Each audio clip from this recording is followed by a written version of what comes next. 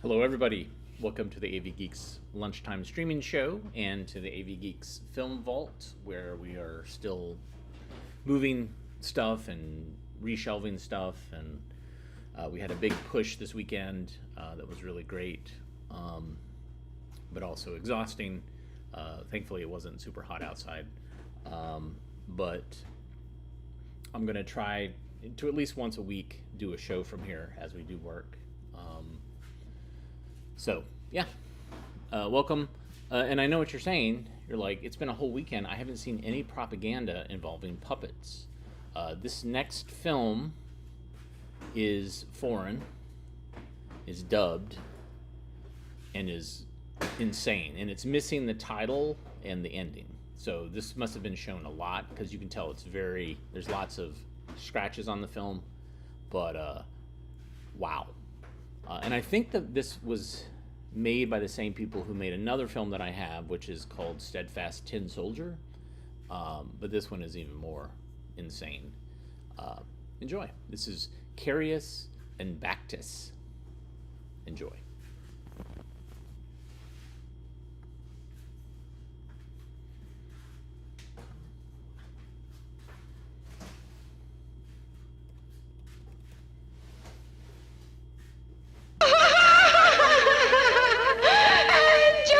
His teeth. Don't have to worry about that. Don't be so sure. I remember very well the time he did. Oh, yes. But that was weeks ago. No. He won't brush for at least 2 weeks. All right. You can build where you like. Not me. I'll stay here. Oh, I'll have a much nicer house than you in that bowl or two. Over all the other teeth. Yes, a house with a view. When lots of our friends are here with houses and all his teeth, when there's a whole town in Joe's mouth, then I can sit like a king in my house and look down on the whole town. You're just a little kid. I'm not so sure there'll be many of us. It all depends on whether we get enough candy. Candy. We get so much candy, bags and bags of it, that we're always stuffed. It hasn't always been that good. I can remember the time when Joe never ate candy and sweet things. Never. Golly. We don't. You always talk about sad things. You're always so gloomy. Oh, Joe's never going to use a brush, and things will keep getting better. Oh, look! Here comes dinner. It's probably only vegetables. No, look, Carrie. It's cookies with lots and lots of frosting. Hooray, hooray. Hooray, hooray, hooray, another lucky day. Life down here is very dandy with delicious sugar candy. Cookies every hour help us build our toothy tower. Oh, this frosting is so nice, and today we've had it twice.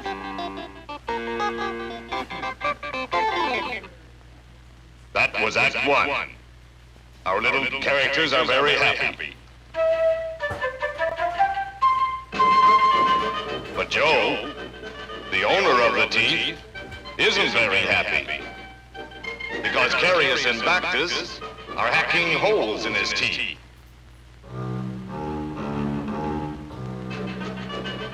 They're spoiling his teeth and giving him a toothache, and that hurts. Now here is Act Two. The time is 2 days late. Baktus is looking for his friend. Come inside with me now, please. And we will see what will happen. Hello, Carrie. Where are you? Don't bother me. I'm very busy. What are you doing? I'm digging an underground tunnel from my house to yours. Hey, that's a very good idea. How's everything with you? I love my new home a lot. I have a wonderful view. Oh, yes. White teeth tops as far as the eye can see. What's that funny noise? Oh, Joe's making a fuss.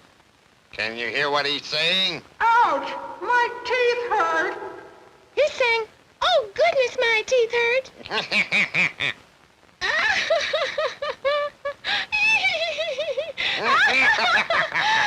I think he's a crybaby. Baktus, I'm going to tease him a bit. I'm going to hammer. Watch this now, Baktus. Listen to him scream a bit.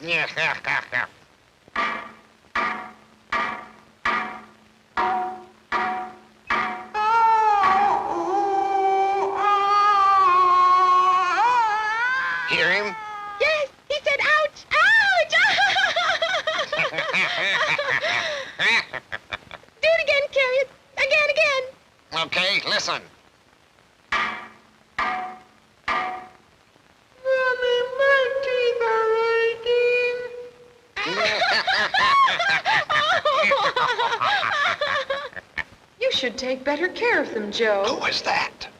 It was Joe's mother. Joe's mother. What did she say? She said, you should take better care of your teeth, Joe. Oh, no, Baktus. No, suppose he starts using that horrible toothbrush. Karius, we must trick him out of brushing his teeth. Wait a minute. We'll tell him not to do what his mother says he should. Hey, Joe! Don't do what your mother says! Don't do what your mother says! He's going to anyway. I hear the water running. Oh, help! Here comes the brush. Help, Karius! Come on down here. It's safer than up there. Help! Help! Oh, help!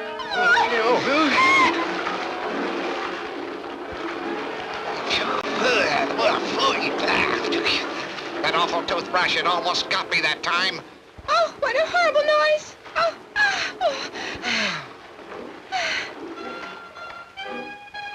He stopped at last. Do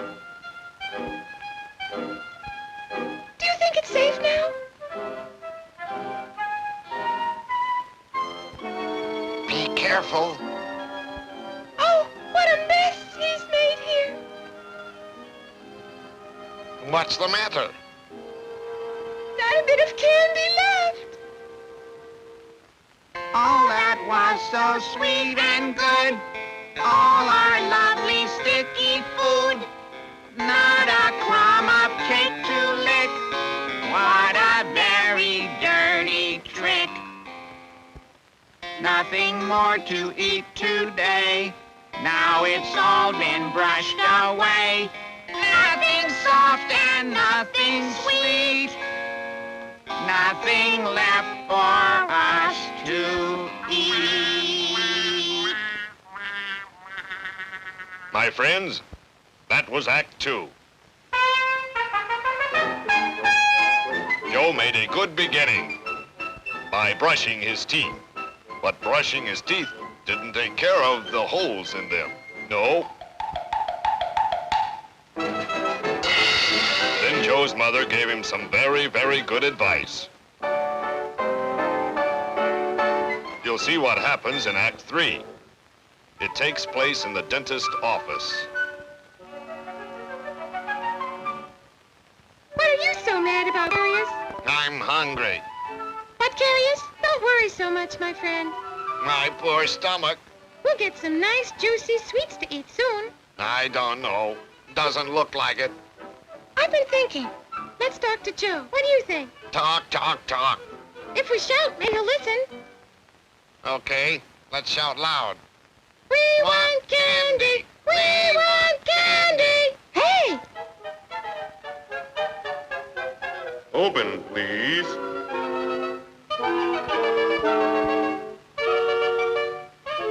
What was that? It was a man talking. Who is he? What did he say? He said, open your mouth. That's funny. Maybe it was the baker who's opening his mouth. Oh, I hope they're frosting. Oh, dear me. How long is he going to keep his mouth open without some food coming in? Oh, what a bright light. Ugh, can't see. It's like the sun shining. What is it? I don't know. Let's climb up and have a better look. See anything? Oh, my dear, there's a huge lamp just outside Joe's mouth. It's 10 times bigger than the sun. Come on. Can you see anything else? I see a man in a white coat. Who is he? Oh, help, it's the dentist. Are they dangerous? Dentists, they're our worst enemies. I'm scared. Quiet. What's that noise? It's a big, ugly, shiny thing, Karius. Oh, help, it's the drill. It's coming closer and closer. Oh, Karius, what are we going to do? Help! Oh, it's coming here. Look, Karius, now he's drilling in our houses. Oh, I'm so furious.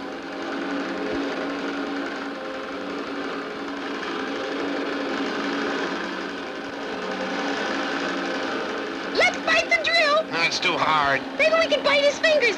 All of his fingers. There, Baktus, that wouldn't help either. We We could jump into his mouth and hammer on his teeth. See how he'd like it. Can't fight the dentist. I wish there weren't a single dentist in the whole wide world. Now he's spraying water. Oh, into our houses. How awful. What's he doing now? He's filling up my lovely house. Hey, stop it, stop it. Hey, dentist, stop that. Stop it, stop it.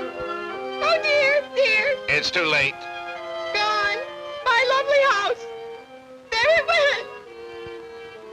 My house with a view and all. No more place to live. Oh, dear, dear. Oh. And now my big house is all gone, too. Not even a teeny hole left. Everything. Where are we going to spend the night when all the teeth are smooth and tight? Oh, I'm so mad, so mad, so mad. To lose one's home is awfully sad. And we are so very small, We can't fight the drill at all.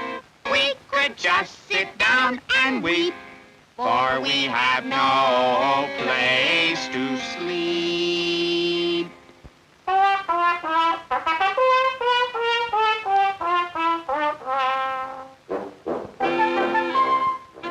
Now Joe's at home again. The holes in the toothache are all gone. Yes, but what about Karius and Baktus? Bad, bad, bad. Now you'll see what happens to them.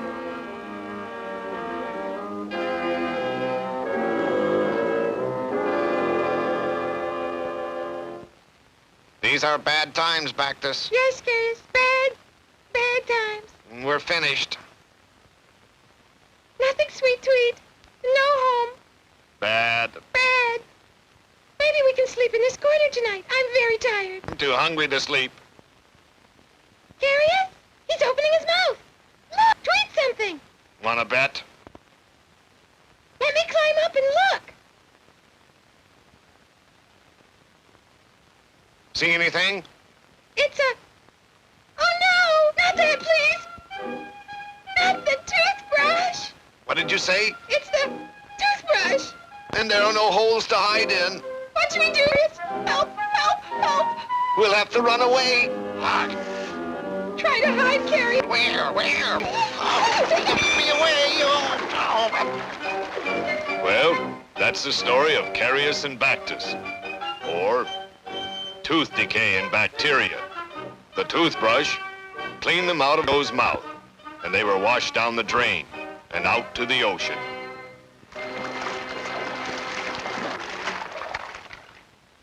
But they're just waiting around to find some other teeth to make holes in and cause pain.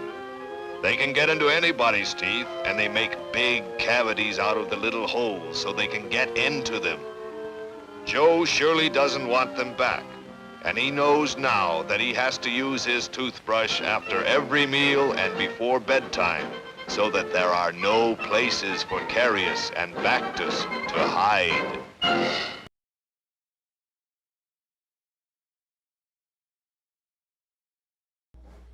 Wow.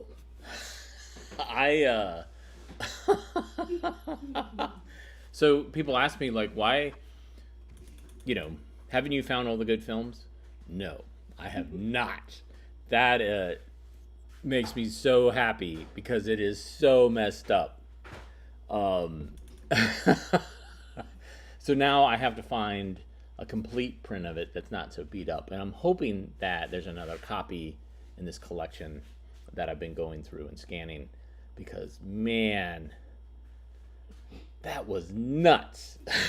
So thank you for joining me on that journey. Anyways, and I'm sorry that I didn't turn off the microphone. You probably heard me dragging shelves across the floor. So I apologize for that. All right. This next film is a little bit more sane. Doesn't feature puppets, I don't think. And it's brought to us by the fine folks at Centron. So that previous film was definitely European. But wow. I need to find, yeah, that was nuts. Okay, so here it is. Eyes Seen the Images. Enjoy.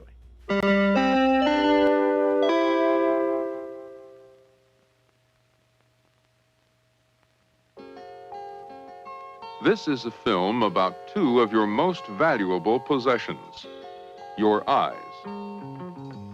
Your eyes are your most important sense organs. Just think of all the things your eyes do for you. They enable you to gain knowledge from the world around you, to view the wonders of nature, and to enjoy all kinds of entertainment. Your eyes work together with your muscles to help you develop skill in sports and games. Your eyes help keep you safe, too. They enable you to watch out for traffic and to see signs that warn of danger. While it's easy to see why your eyes are so important, you may be in the dark as to how they work and how to care for them. So let's shed some light on the subject. Isn't that better? Yes, thank you.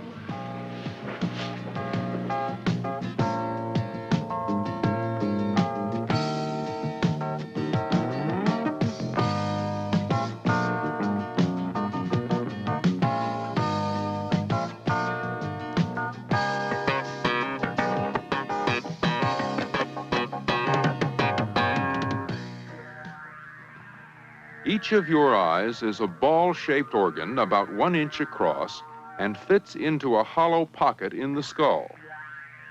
The eyeball has 6 muscles attached to it. What do you suppose they do? Right.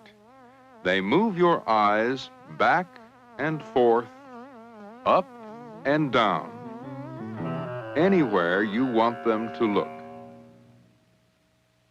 The eye is protected by pads of fat that cushion the eyeball from shock. This fat and the bones of the cheek and forehead protect the eye on all sides except the front. The front part of the eye is protected by the eyelids. They act as doors and shut quick as a wink when anything flies toward the eye. Eyelashes and eyebrows also protect the eye. They serve as protective screens to help keep out dust and sweat. Tears give protection too. This slightly salty fluid is produced by glands behind the upper eyelid. When you blink, the eyelids spread the tears over the eye to keep it moist and clean. The tears drain into the nose through 2 small openings or ducts at the inner corners of each eye.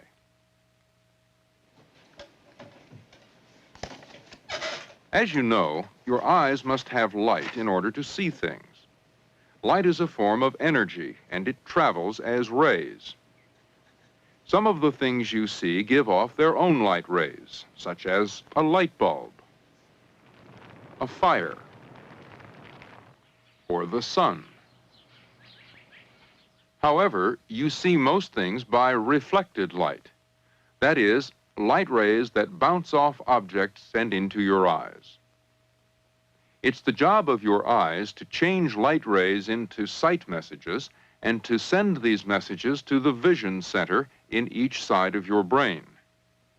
Then your brain tells you what you see.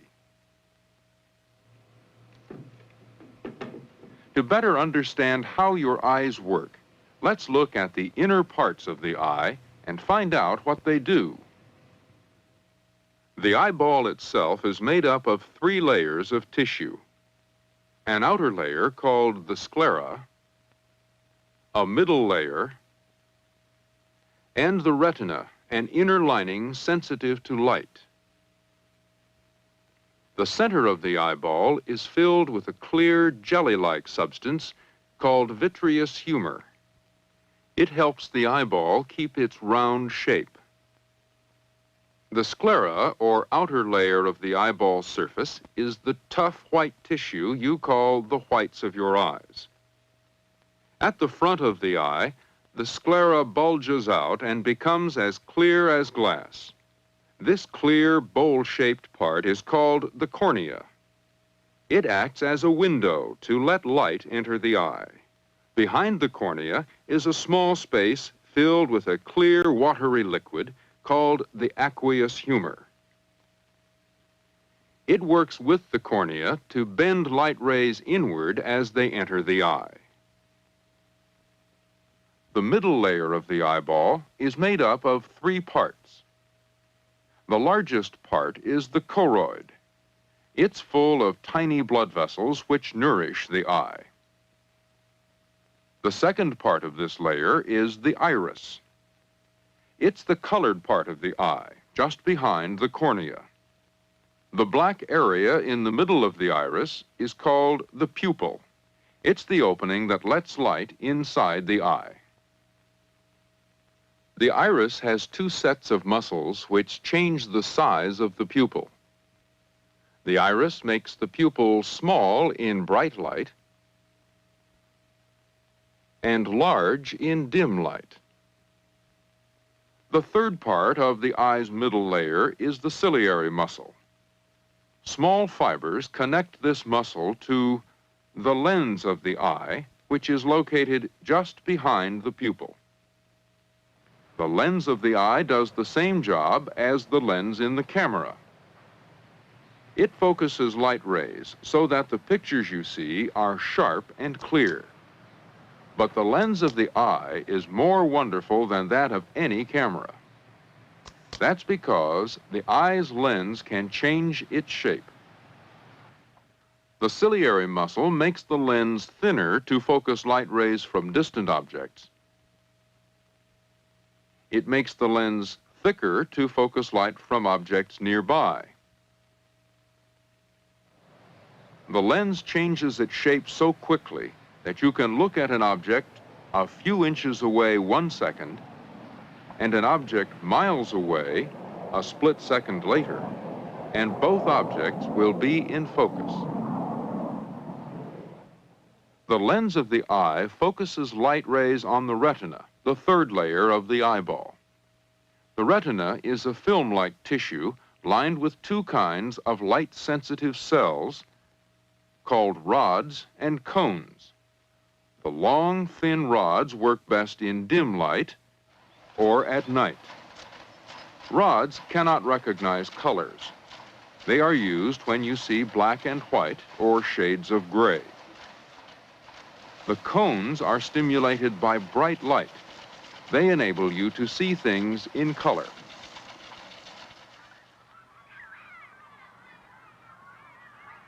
Now that you know the parts of the eye, let's look at the process of seeing from start to finish. Reflected light rays strike the eye. As the rays pass through the cornea and the aqueous humor, they are bent inward through the pupil and are bent some more as they are focused by the lens. The rays then travel through the vitreous humor until they strike the retina, where they form an upside-down image. On the retina, the light rays form tiny dots of light on the cones or rods. The cones or rods cause the light energy to change into electrical signals. The signals travel along nerve fibers that come together to form the optic nerve. The electrical signals then move along the optic nerve to the vision center in each side of the brain. There, the brain blends all the signals together to form a right-side-up picture of what the eye sees. DVR.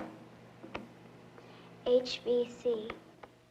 As you learned earlier, one of the wonderful things about the eye is its ability to focus on things near and far. VN. NHZ. Would you read these lighted letters for me, Jack, please? But some people have eyes that don't focus as they should. I can't tell that one. They may have eyeballs that are the wrong shape. If the eyeball is too long, the lens focuses light in front of the retina. This defect is called nearsightedness, because only things very near the eye are in focus. If the eyeball is too short, the lens focuses light beyond the retina. This defect is known as farsightedness. because only things far from the eye are clear and in focus. I'm going to examine your eyes here now, and we're going to find the latest correction that we need to get you to see perfectly.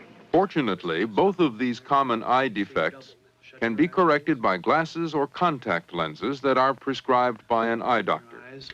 Now, the picture at the bottom is very blurry. When the top picture is equally blurry with the one on the bottom, say stop, please. It's a good idea to have an eye examination periodically or every few years, even if you're not having trouble seeing. Such an examination may reveal eye defects or diseases in their early stages.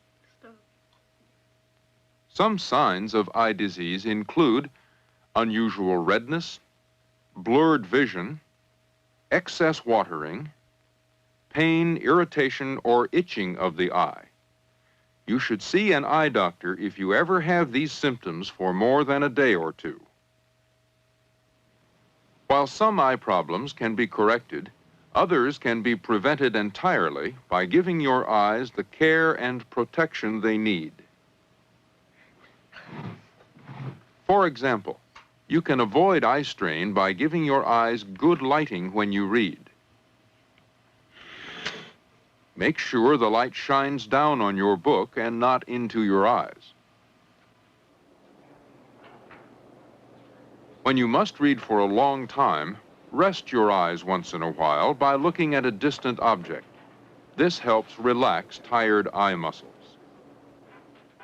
It's fun to watch television, but you can strain your eyes by watching in a dark room or by sitting too close. Girls, I've asked you not to sit so close to the TV. It's bad for your eyes. Sit back here a little bit. Okay. So always have some light in the room and sit across the room from the screen. Because the eyes are such important, delicate organs, they should be protected from accidents and injuries. Be very careful with sharp-pointed objects such as darts and arrows. Keep spectators well back from the target. Even pencils and sticks can be dangerous. Come on, let's go out and play. Okay. Don't ever run with a pencil or other sharp object in your hand. Be careful also with fireworks, BB guns, slingshots, and pea shooters. If used carelessly, all these things can cause serious eye damage or blindness. Many chemicals can also injure the eyes, so cleaning solutions, household ammonia, and other products should be used with extreme care. If any chemical ever gets in your eye, wash it out immediately with lots of running water. Then get medical help. Very bright light can cause eye damage too, and sometimes partial blindness. That's why you should never look directly at the sun or any other brilliant light. Sometimes the eyes need special protection at work and at play. During sports and games, wear the proper safety equipment. And if you wear glasses, make sure the lenses are made from shatterproof glass or plastic. It's especially important to protect your eyes from flying chips of wood or metal. So always wear protective glasses to keep such particles out of your eyes. If you ever do get a speck of something in your eye, don't rub your eye. You might scratch the eyeball. Your tears may wash out the speck. If they don't, you can flush the eye with water.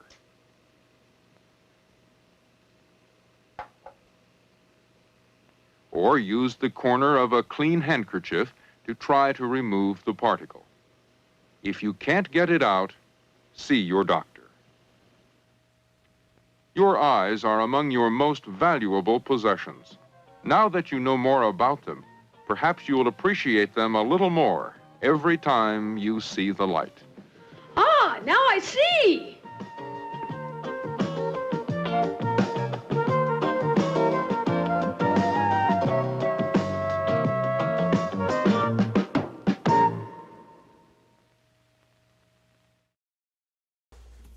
How relatively sane that educational film was. Holy cow. Although that dubbed kid's voice at the end, I looked up to see if there was actually a puppet speaking. So thankfully it was not.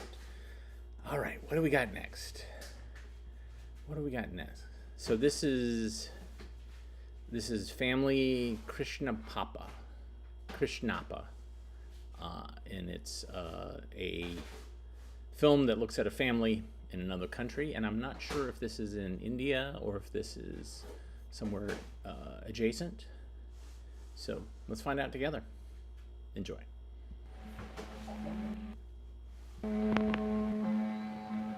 ಆರು ಕೊನೆಯೋಳನು ದಿನ ನೋಡಬೇಕು ಊರು ಸೇರಬೇಕು ಅಲ್ಲಿ ಜೋರು ಮಾಡಿ ಸಾರವನ್ನು ಇರಬೇಕು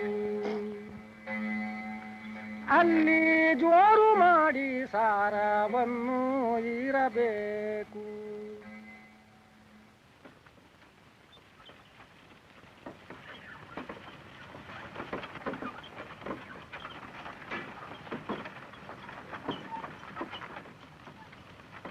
A day like so many others has just begun in the village of Aralamalij in southern India. The sun hasn't yet overcome the morning chill.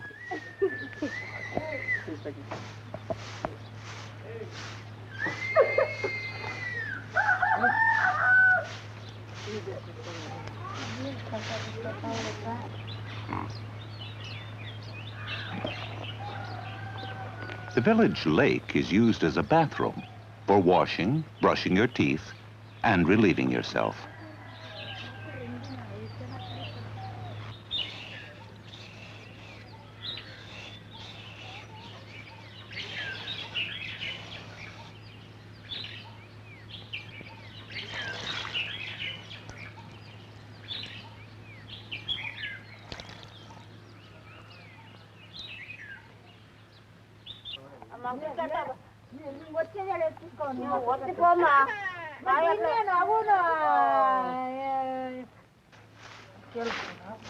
At the home of the Krishnappa family, the mother, Kampama, is already busy with the morning's first chores. The father, called Krishnappa by friends, his family name, is trying to tell how soon their cow will give birth.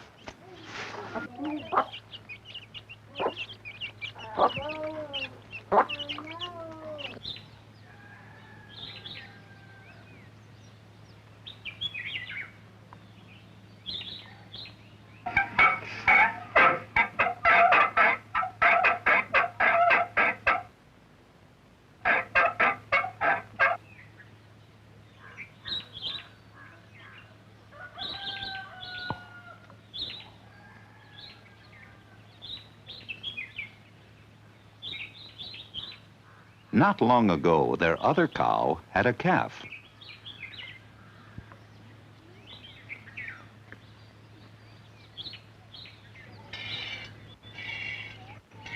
Now it gives plenty of milk.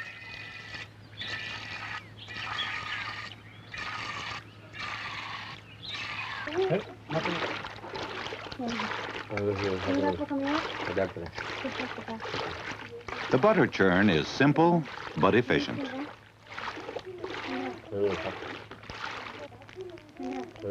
Breakfast is cooked over a fire. When it's ready to eat, Kempama always serves it in the same order. First to the man of the house. Then the children, and lastly herself.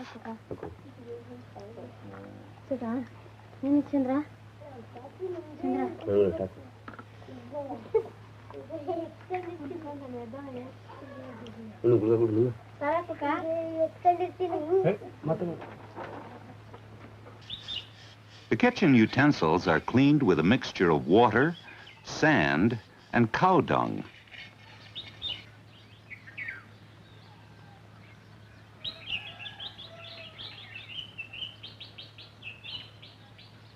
When Krishnappa has gone off to the fields, Kempama has a little time for herself.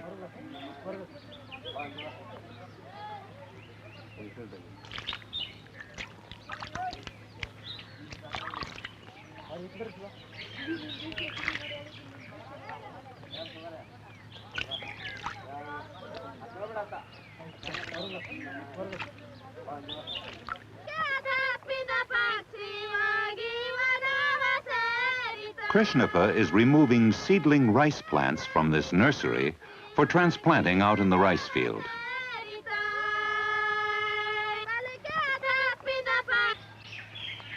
At home, Sina and Chandra are almost ready to go to school.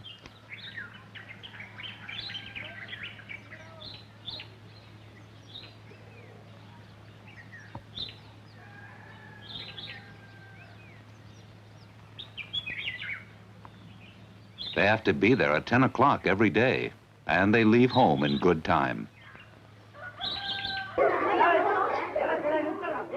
The school day always begins with everyone praising India in unison and thanking the government.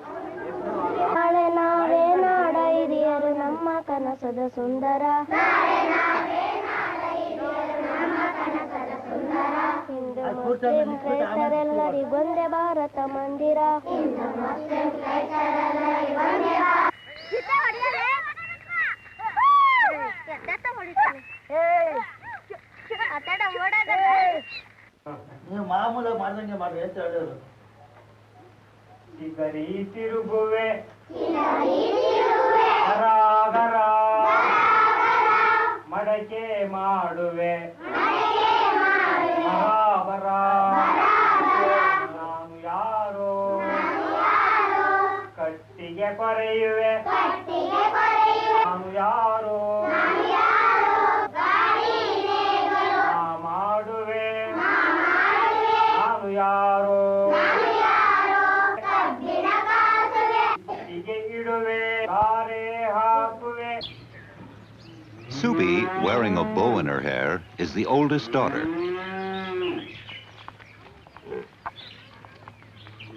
She left school after 3 years.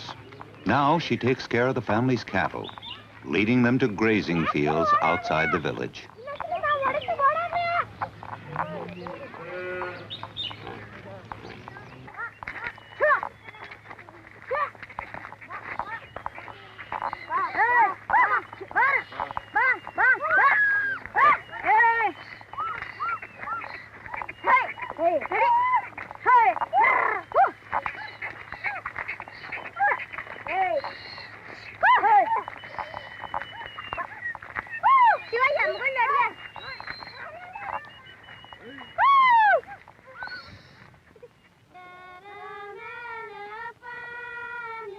It's midday, and Krishnappa has almost finished spreading a chemical fertilizer when Kempama and Sujata arrive with some food for him.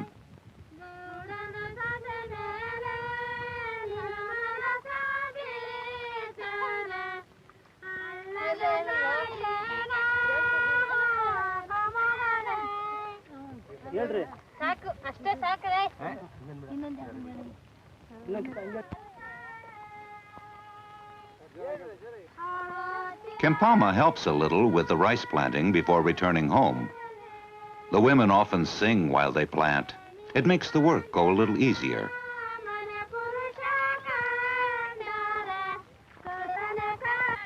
During the noon break, Krishnappa goes to a sugar field nearby.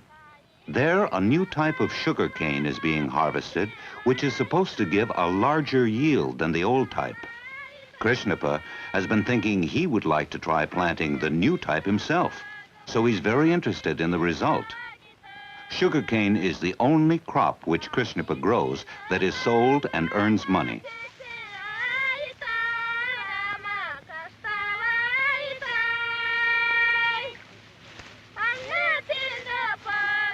For the harvesting, the farmer hires extra workers for however long he needs them. The farm worker's wage is the equivalent of about $1 a day.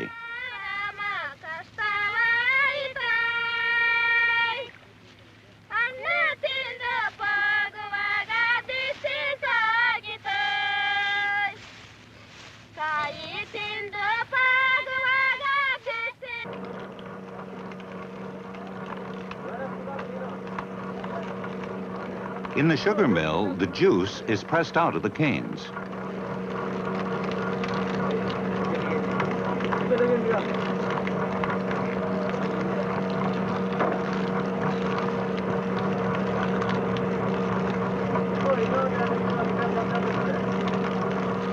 The sweet liquid is boiled until most of the water is gone.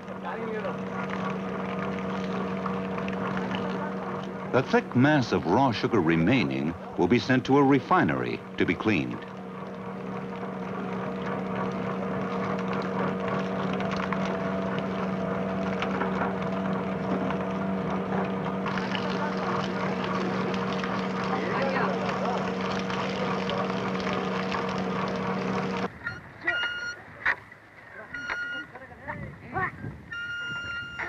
On the way home from school, Chandra visits the place where a cereal called ragi is being threshed to separate the kernels from the stalks.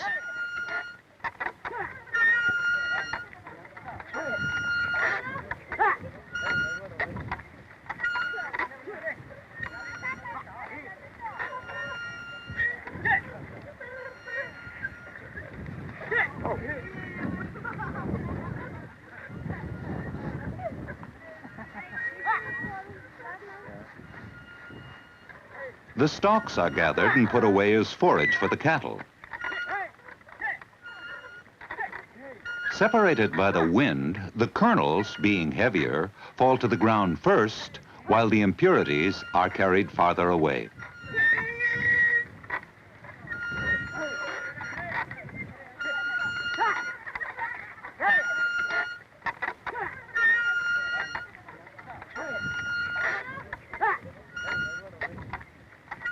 In a little ceremony, the farmer thanks the gods for the harvest.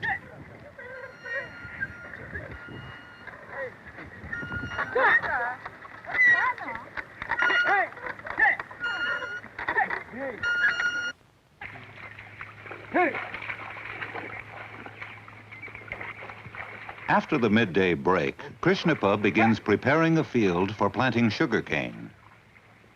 It takes a great deal of skill to keep the strong oxen under control.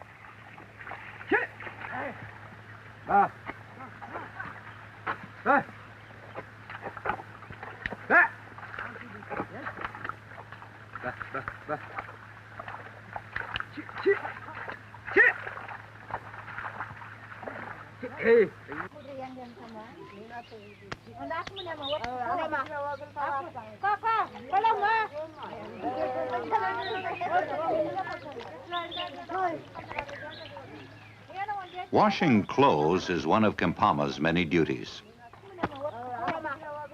Little Sujata helps her mother as best she can.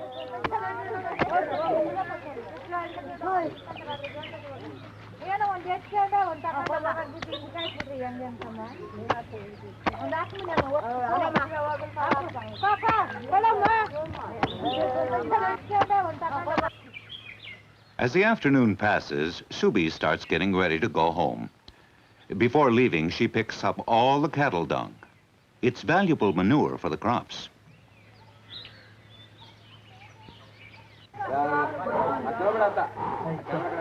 Sina has been given a day off from school and goes to watch the village blacksmith.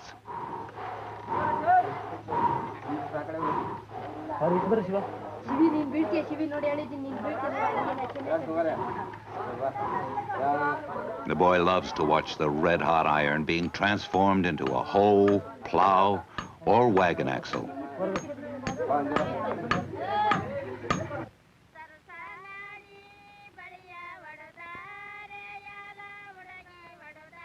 On the way home from the fields, Krishnappa looks in at the place where a new well is being dug.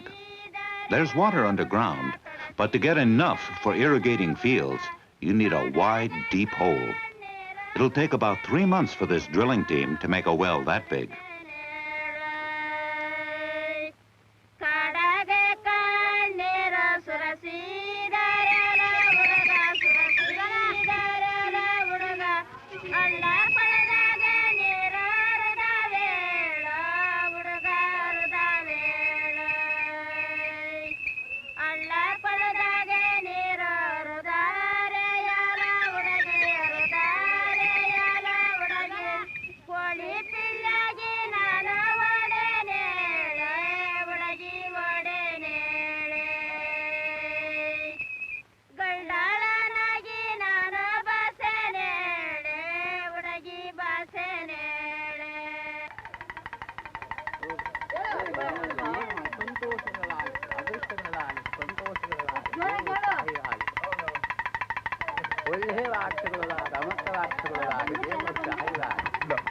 Kimpama is interrupted in her cooking by a couple of wandering beggars who come to the house.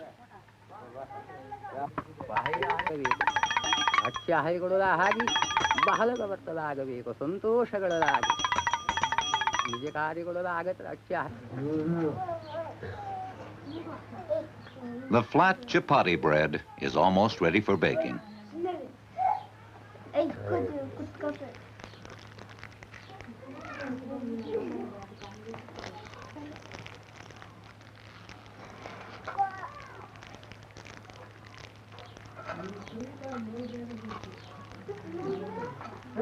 ಕಿತ್ತುಕೊಂಡು ತೀರಕ್ಕೆ ಬಂತು ಜಲದೇವತೆಯೇ ನಮಗೆ ಒಂದು ಚಂದವಾದ ಮನೆಯನ್ನು ಕೊಡಿಸು ಎಂದು ಮೀನುಗಾರನು ಹೇಳಿದನು.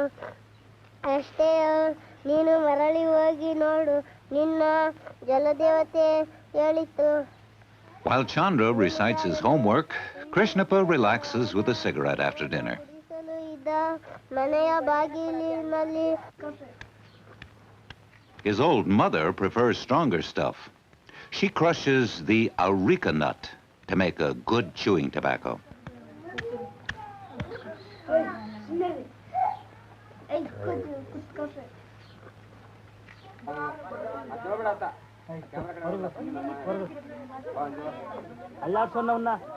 The children invent their own toys and games, sometimes with a few stones. If nothing better is available, the buffalo can serve as a blackboard.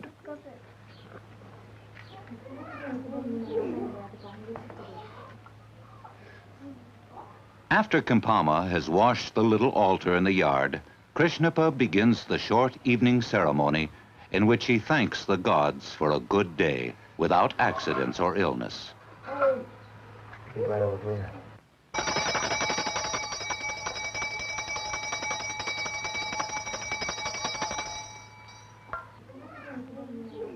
After a long day's work, it's relaxing for Kimpama to pick the lice out of Sujata's hair.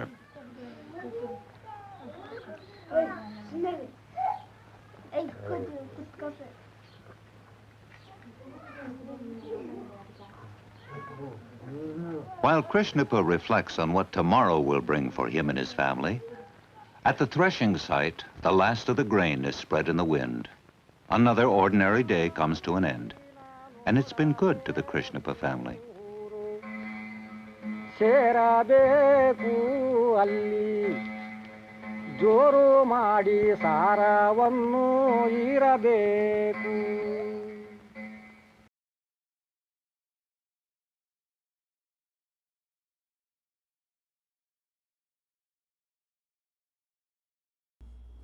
So there was a lot more excrement in that film than I wanted to know about as far as relieving yourself in the same place that you're bathing and getting your drinking water. We know that that is the case in a lot of places in the world, but it's like, ooh. And then I can't remember what they were washing or cleaning with cow dung, but that was also just like, ooh. But there we go. Benchmark Films. I don't know a whole lot about them. They have films that I've shown in the past, and most of them are licensed from other countries. So I think that they didn't make as many films as they did just distributed foreign films. So, and we're always trying to teach job skills and life skills here at AV Geeks, and this one is for your new telemarketing job, getting the order. Enjoy.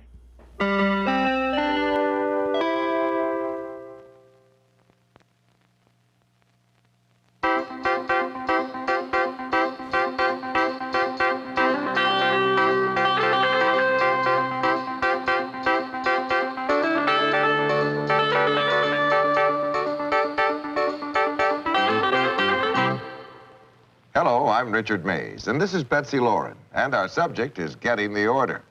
Betsy, do you want to punch in our first little demonstration? Sure.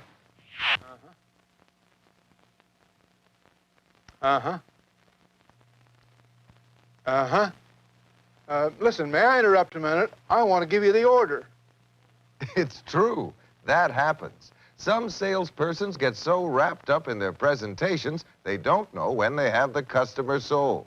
No matter how friendly, conversational, or persuasive you are, if you don't know how to get the order, the whole thing is a total waste. Getting the order is what it's all about.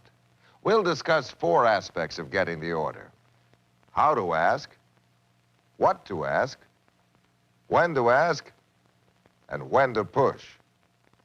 How do you change from presenting the benefits to asking for the order? Let's listen in and see what conversational changes Betsy makes. And anyway, I'll be away at that meeting. How many of your salespersons are going to be at that meeting, Jim?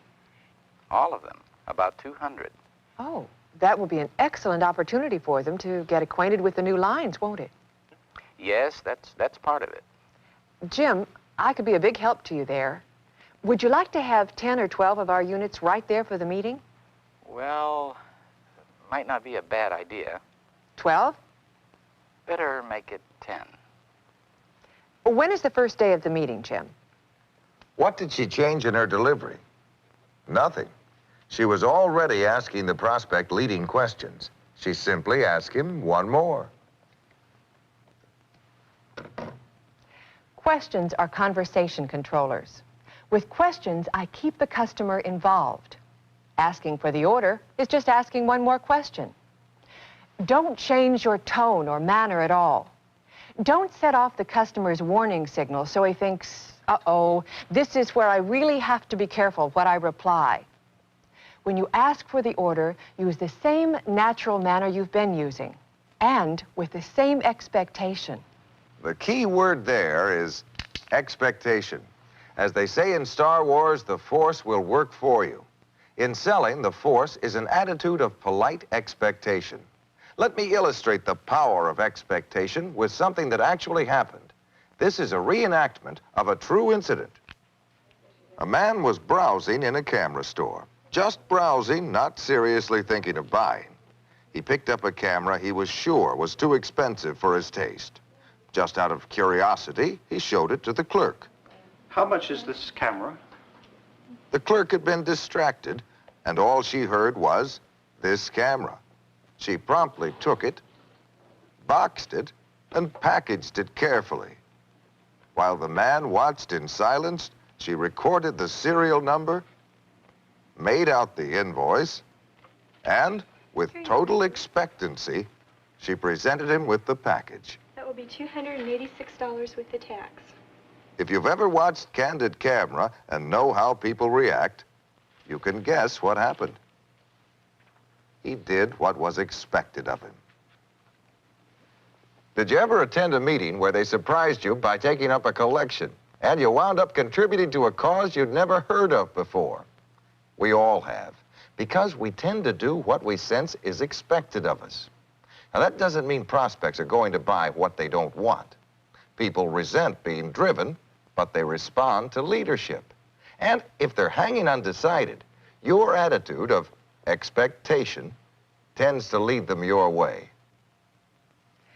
The third point in how to ask is being prepared to ask in a variety of ways.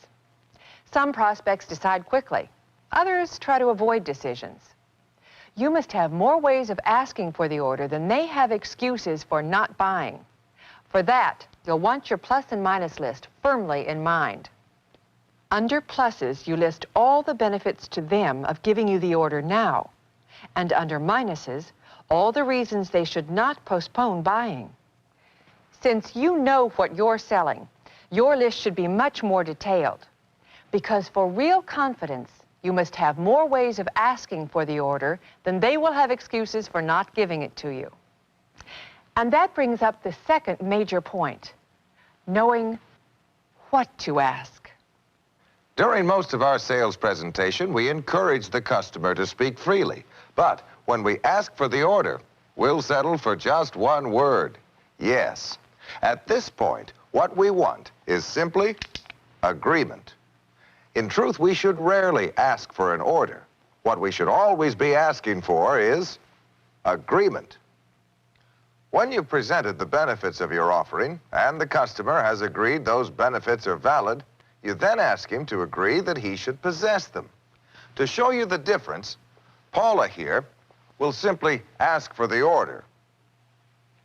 From what you've said, Tom, our units would take care of all 3 of those jobs for you, wouldn't they? Yes, probably would. It sure would be nice if you could give me an order for 10 of them, would you? I can't do that. How many would you care to order? None, really. That was asking for the order, which unfortunately many salespersons are instructed to do. Mary will now hold the same conversation, asking for agreement.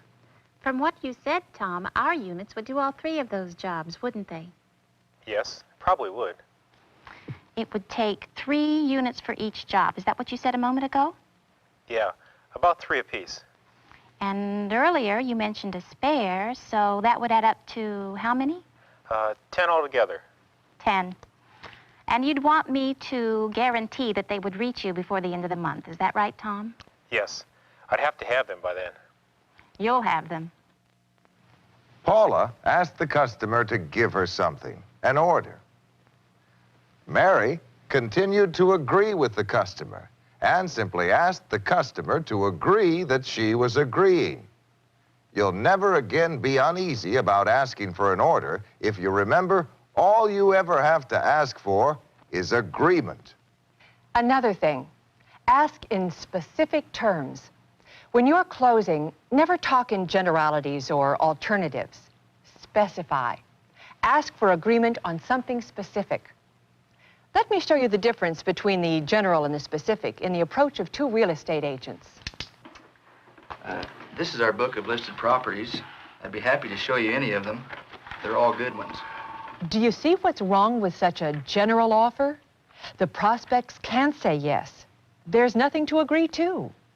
Consider that as opposed to this. I have a lovely ranch house in the Belmar area that should be perfect for you. Now, this is one you must see. Shall we go look at it? A specified action. All the prospects have to do is indicate yes. Yes. Watching real estate agents, we may say, of course. It's easy to see that a specific suggestion is more effective. But let's see how it applies as 2 telephone reps ask for the order agreement. Charlie uses the weak, general approach. So I have to think about it carefully. Well, if you decide to buy, Phil, how many do you think you might need, and how many models? I don't know. I haven't decided if I want any yet. Charlie only thinks he asked for the order. What he really did was ask the customer to stop, review his needs, and make up his own mind about what to do. If the customer cannot answer yes, you have not asked for a specific agreement.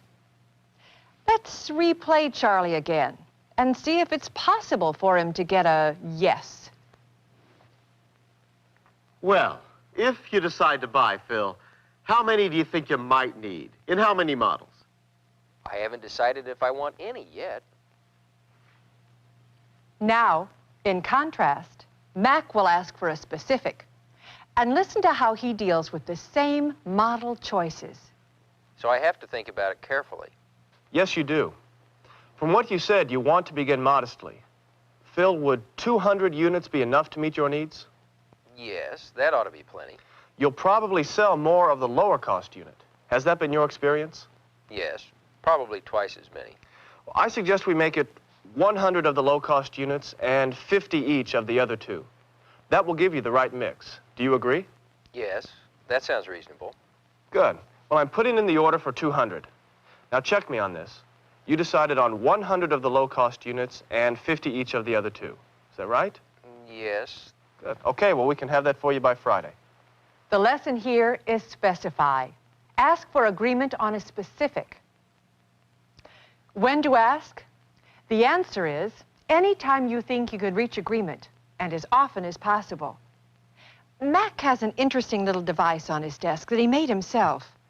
Mac, would you explain the significance of those 5 numbers? Sure. Years ago, a university study revealed that more than 50% of all sales were made after the 4th request for an order. So this is to remind me to ask for the order at least 5 times. During my sales presentation, Each time I ask for the order, I flip a card. If I'm turned down by a good prospect and all of these cards haven't been tipped, I know I didn't try often enough for the order. Even if you have a prospect who converses, surely you can't always ask for the order 5 times. I can. It's true. Sometimes in the first conversation, I find only 3 chances to ask for the order. But if it's a live prospect, I write a follow-up letter, number 4. Then I make a follow-up phone call to see if the prospect received the letter, number 5. And that's how you go after the other 50% of sales. Right. With some products or services, you'll make as many sales on the 5th request for the order as you do on the first contact. Which brings up the question, how do you try to close a sale several times in one conversation? It's done with what we call the test question. Test questions are invaluable tools to any sales presentation. If you ask a test question and the customer says no, you can still continue on because that's not a rejection of your main offer. On the other hand, if you ask a test question and the customer says yes, you practically have the order. You can't ask for a better sales tool than that. Let's demonstrate. Mary is now doing telephone prospecting for representatives who sell group life insurance. She wants the prospect to agree to have a salesperson visit him. For Mary, that agreement constitutes the order. Here is her usual close. Would Tuesday or Thursday be more convenient, Mr. Norman? She doesn't want to spring that too early in the conversation. Yet occasionally she detects that the prospect is responding favorably. So she tries a test question. Normally, you would want higher coverage for key persons. Is that right? Yes. You're right. They're more expensive to replace. But would coverage that began at $75,000 be high enough? If he says yes, Mary is on her way to making the appointment. But suppose the customer balks. I'm not ready to think about this yet. The test question misfired. But notice it doesn't shoot Mary down. She goes right on probing for the customer's interest. And later, tests with another question. Then your concern is as much for the families as it is for the company, isn't it? Yes, it is.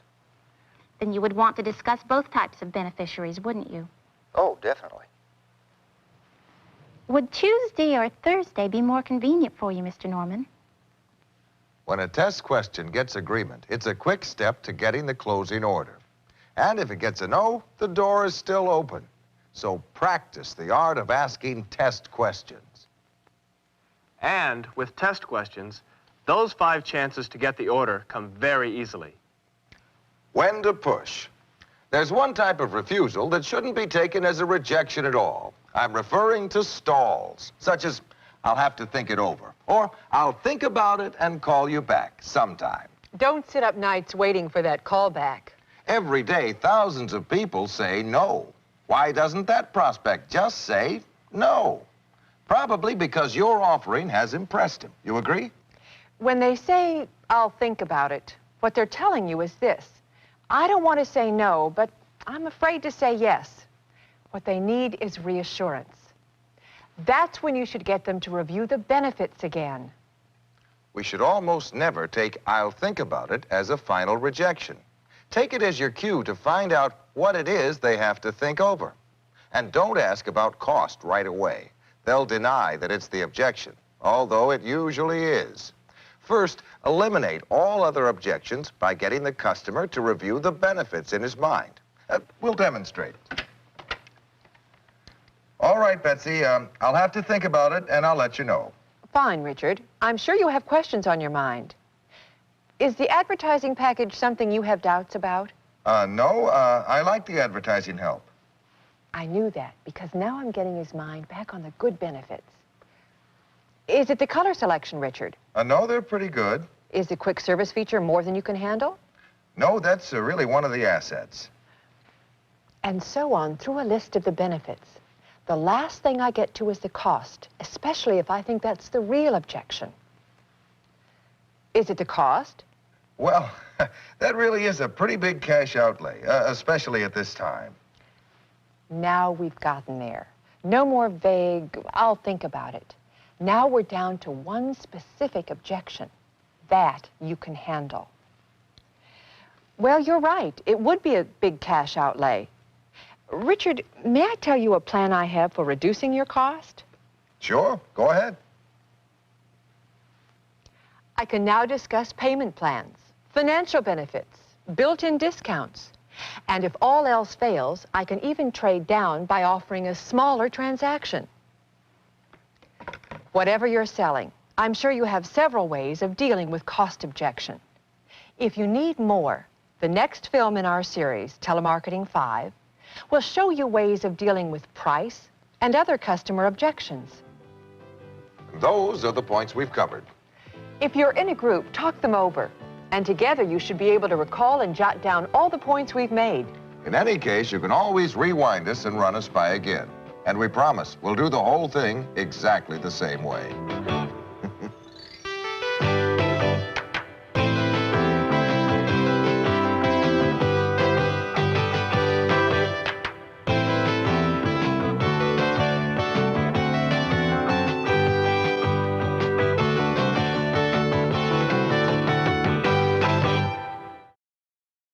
And that was directed by the creator, filmmaker, writer, director of Carnival of Souls, Herc Harvey. This was his day gig when he wasn't making groundbreaking, creepy horror. That's what he was working on. This had its own toll on souls. It wasn't a carnival. It was definitely something that was souls were taken in this film. Thank you, Gabriel, for contributing via the ko-fi.com/avgeeks link, which is right here. You can also contribute via patreon.com/avgeeks. Hit the thumbs up. You can use the super thanks or super chat button. You can hit the like, subscribe. We love having you guys watch and contribute just your attention. Attention is an economy, or is a commodity, not an economy, a commodity that I appreciate that you are spending on us, even if you're not spending on cold hard cash. And I don't know if this is good news or bad news. I found another copy of Karius and Baktus.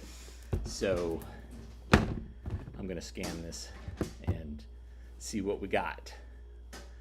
Thanks everybody for watching. We will see you soon. Take care.